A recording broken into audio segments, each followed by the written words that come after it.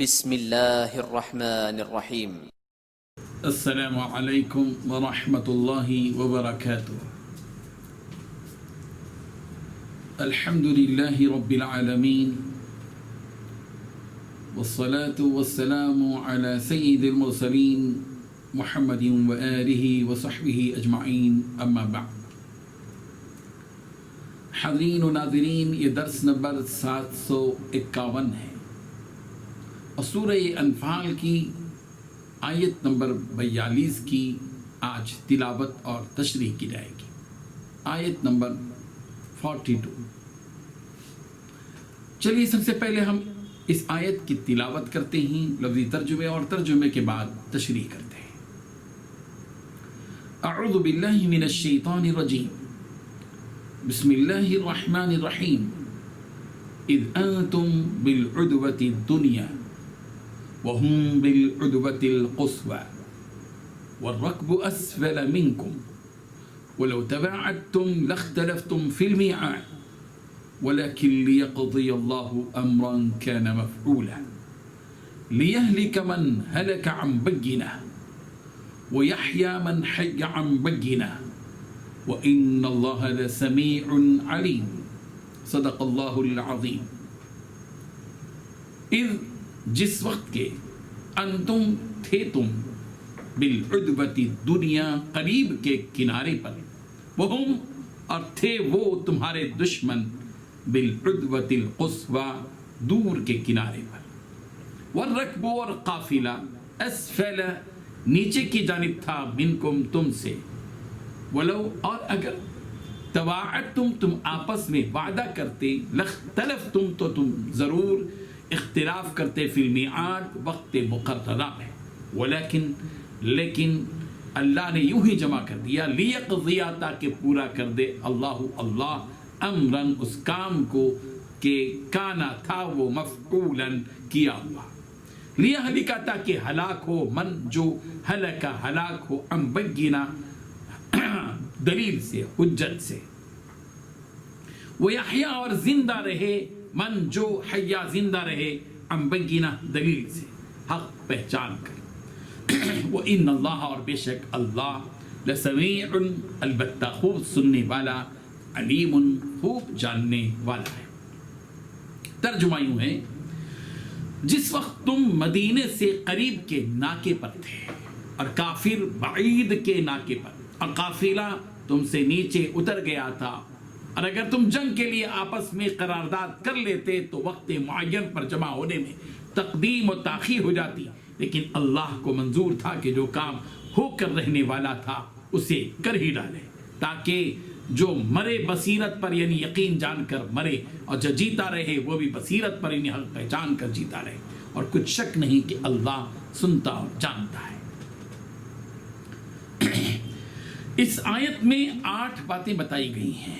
پہلی بات، وہ وقت یاد کرو جب تم لوگ وادی کے قریب والے کنارے پر تھے۔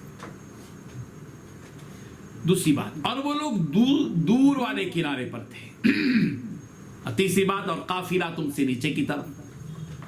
چوتھی بات، اور اگر تم پہلے سے لڑائی کا وقت آپس میں طے کرتے تو وقت طے کرنے میں تمہارے درمیان ضرور اختلاف ہو جاتا۔ پانچویں بات، لیکن یہ واقعہ اس لیے ہوا کہ جو کام ہو کر رہنا تھا اللہ اسے پورا کر دکھائے۔ چھٹویں بات، تاکہ جسے برباد ہونا ہو وہ واضح دلیل دیکھ کر برباد ہو، اور ساتویں بات، اور جسے زندہ رہنا ہو وہ واضح دلیل دیکھ کر زندہ رہے۔ آٹھویں بات، اور اللہ ہر بات سننے والا، ہر چیز جاننے والا ہے۔ بزرگان محترم، اس آیت میں اللہ تبارک و تعالی ایمان والوں کو اپنا وہ احسان یاد دلا رہے ہیں جو جنگ بدر کے موقع پر کیا گیا۔ جنگ بدر کے موقع پر مسلمانوں اور مشرکوں کے درمیان جو مدبھیڑ ہوئی، اور اس موقع پر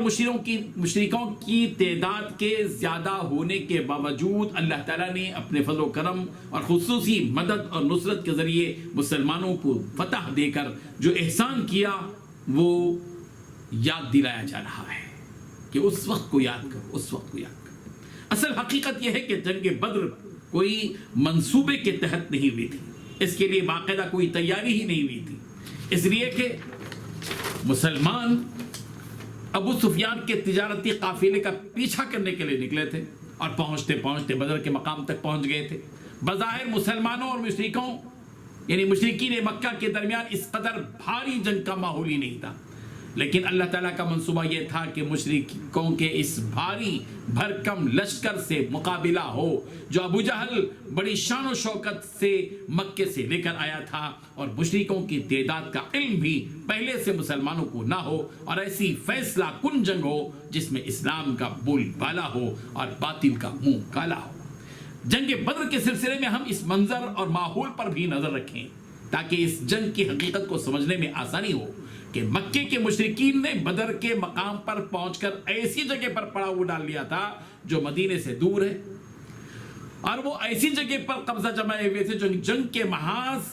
کے لیے زیادہ مناسب تھی۔ مشرکین چونکہ پہلے ہی پہنچ چکے تھے اس لیے ان کو مناسب جگہ مل گئی تھی، اور مسلمان چونکہ بعد میں پہنچے تھے اس لیے ان کو نیچے والی ایسی جگہ ملی تھی جو ریتیلی تھی اور وہ مدینے سے قریب بھی تھی۔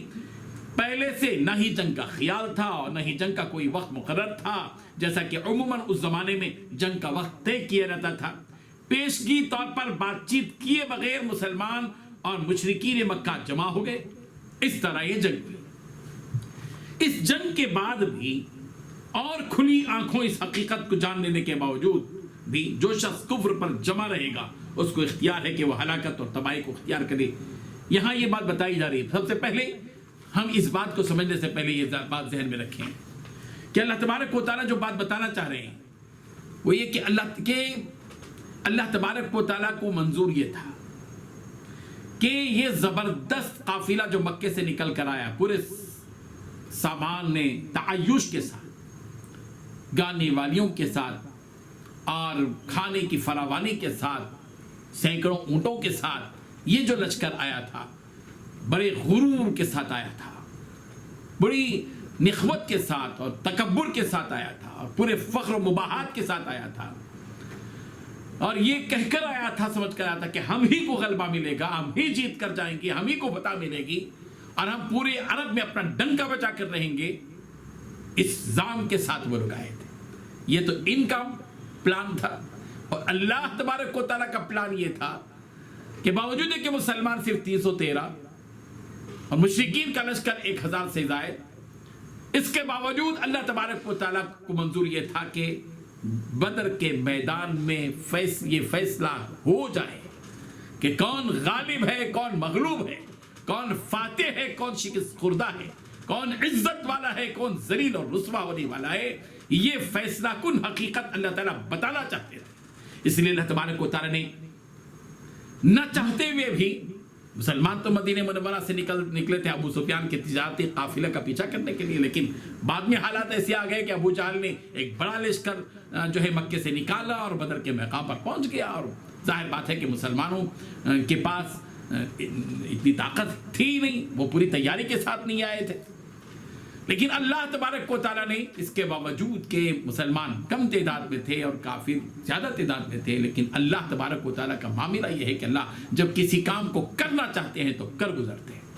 اذا اراد شيئا يقول له كن فيكون، اللہ تعالیٰ کی شان یہ ہے کہ وَإِذَا قَضَى أَمْرًا فَإِنَّمَا يَقُولُ لَهُ كُن فَيَكُونُ۔ سورہ بقرہ کی آیت نمبر 177 میں اللہ تعالیٰ نے بات بتائی 177 کہ جب اللہ تبارک و تعالیٰ کسی معاملے کا فیصلہ کر دیتے ہیں کہ اس کا معاملہ اس کے لیے وہ اتنا آسان ہے کہ بس کہہ دیتے ہیں کہ کن ہو جائے۔ جنگ بدر میں مسلمانوں کو فتح ہو جائے، بس ہو گئی، اور اللہ تبارک و تعالیٰ کی طرف سارے امور لوٹ کر جاتے ہیں۔ وَإِلَى اللَّهِ تُرْجَعُ الْأُمُورُ، اور اللہ کا حکم یقیناً پورا ہو کر رہتا ہے۔ اگلی آیتوں میں بھی اس کی حقیقت کو ہم آپ کو بتائیں گے۔ یہاں ایک بات جو اللہ تبارک و تعالیٰ نے بتائی، جس کو اللہ تعالیٰ نے فرمایا کہ لِيَهْلِكَ مَنْ هَلَكَ عَنْ بَيِّنَةٍ وَيَحْيَىٰ مَنْ حَيَّ عَنْ بَيِّنَةٍ، اس کا مطلب یہ کہ اللہ تبارک و تعالیٰ جنگ بدر کے ذریعے سے یہ چاہتے تھے کہ کافر کو بھی یہ پتا چل جائے کہ حق کیا ہے، مسلمانوں کو بھی یہ پتا چل جائے کہ حق کیا ہے، کافر کو بھی یقین ہو جائے اس کی ذلت سے کہ حق پر وہ نہیں ہے، وہ باطل پر ہے، اور مسلمانوں کو بھی اس بات کا یقین ہو جائے کہ مسلمان حق پر ہے۔ اس لیے اللہ تبارک و تعالیٰ نے جنگ بدر کا یہ واقعہ وجود میں لایا۔ ایک تاریخی جنگ ہوئی جس میں کم تعداد میں مسلمان ہونے کے باوجود بھی غالب ہو گئے، فاتح ہوئے، اور زیادہ تعداد میں رہنے کے باوجود بھی مشرکین ناکام اور ذلیل اور رسوا ہوئے، اور 70 کی تعداد میں ہلاکت اور 70 کی تعداد میں قیدی بن کر آنا، ظاہر بات ہے کہ ایک تاریخی چیز ہے، اور یہ سب کچھ اللہ کے فیصلے سے ہوا اور اللہ کی غیبی مدد سے ہوا۔ اللہ تعالیٰ انہیں ہمیں ان ساری حقیقتوں کو سمجھنے کی توفیق عطا فرمائے۔ وآخر دعوانا ان الحمد للہ رب العالمین۔ اللہ